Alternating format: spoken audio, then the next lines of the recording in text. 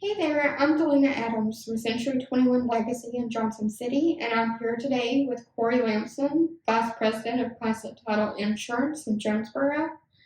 And we're just going to talk about some tips and best practices for inheriting a property that you plan to sell. Well, thank you for having me. I'm Corey Lamson with Classic Title, as you said. We have another office in Greenville, Greene County Title, if you're ever out that direction. No more plugs, I guess. But we're a title insurance company. We write title insurance for real estate transactions. Our goal is to make sure that the new buyer has clear title to their property. So we do all the little intricacies to get that cleaned up, taken care of, and going through the path to get to the finish line. Sometimes it's a little harder to close things than others. When you're dealing with estates and with different heirs, it can be a little tricky. So hopefully we can give you a few tips on where to go with that. Sign up. We're not attorneys, but this is kind of the path that we would go, and we're instituted with our underwriting attorneys to go forward with. So yeah, what kind of questions we have? Well, thank you so much for taking the time to sit down with me today. So, obviously we know a lot of people often inherit properties when someone passes. Right. But I've run into a few people in my time in real estate where that has happened, and they just have had no clue what to do once that happens.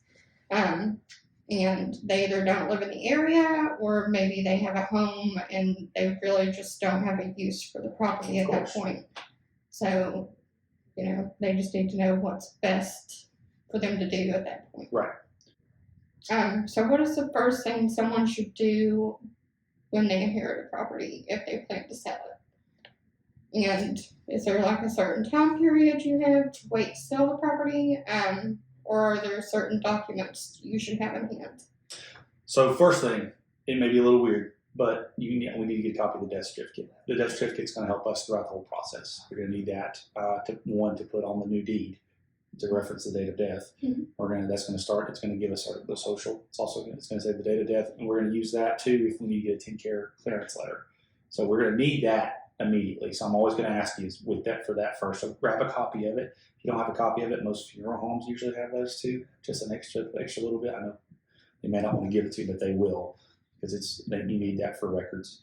Time period to wait. It's a minimum 60 days after date of death to be able to close. You have to wait 60 days.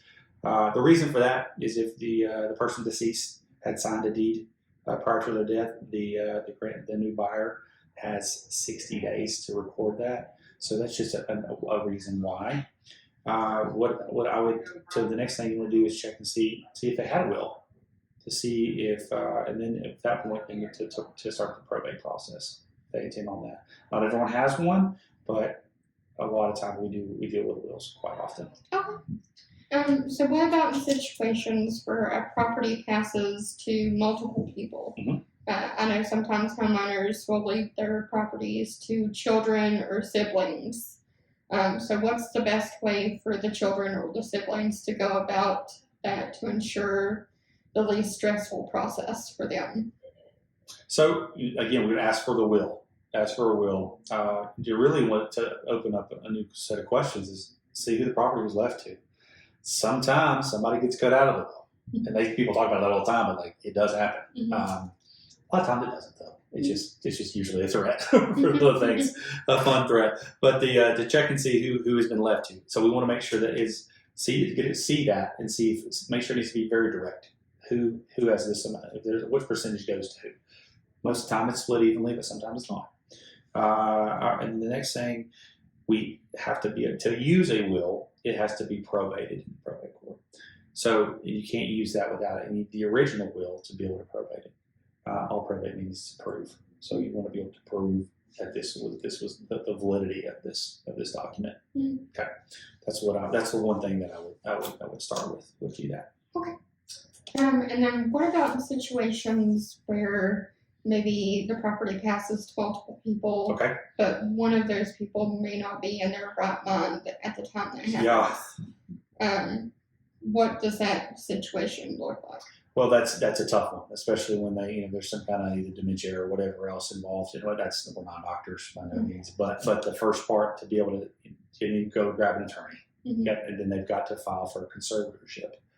At that point, then you have to prove why they're incompetent, or if they are, and then the doctor would agree. The doctor's involved in that, and then before they can do anything with that property, if that was to happen, the judge would have to approve any real estate transaction that went with it.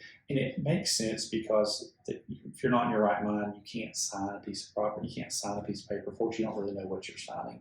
And it's sad to see those type of things, but we really can't notarize it either, because when we notarize, they have to be in their right mind.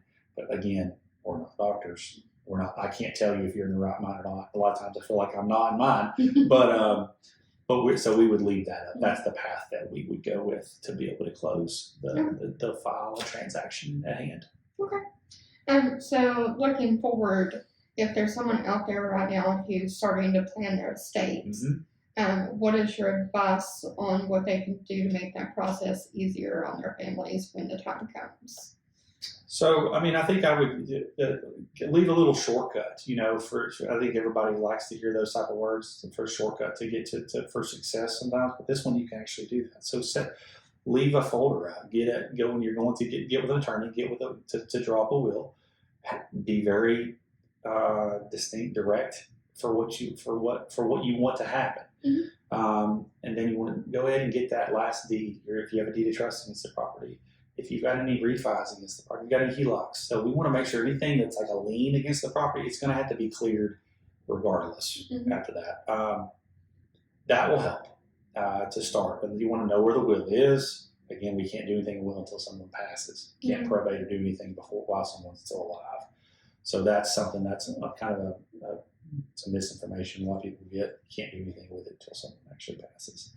Now, and a POA, a power of attorney, doesn't do any good once someone passes either. So that wouldn't be a way to get to the finish line. So just letting them know, hey, this is what I've got. This is what I've got out there. This is who it's with. Because those are questions you may get asked, and maybe even start the process and set it up. Because we have it here recently.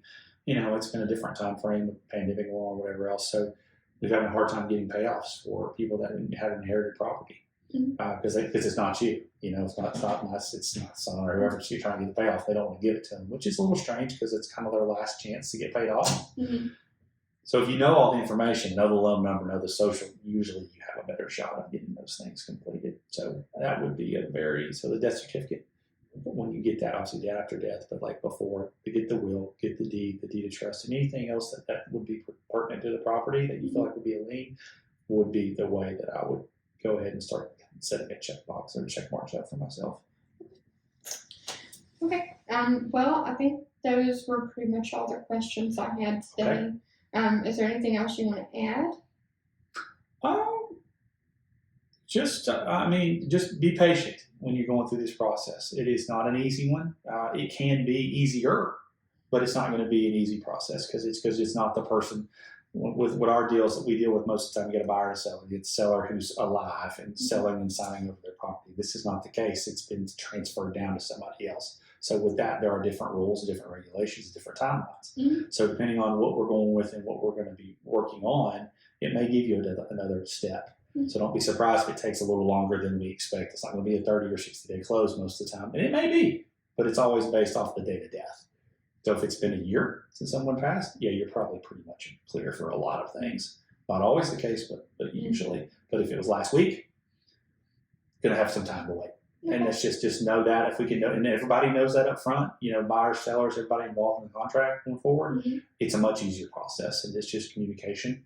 And, call me, obviously, with any questions that you do have. I'll be happy to help with anything I can. And steer you in the right direction is really what we're trying to do, and to set the right expectations. I think most people do well knowing exactly okay, we've got to wait 6 months. Okay, we've got to wait a year.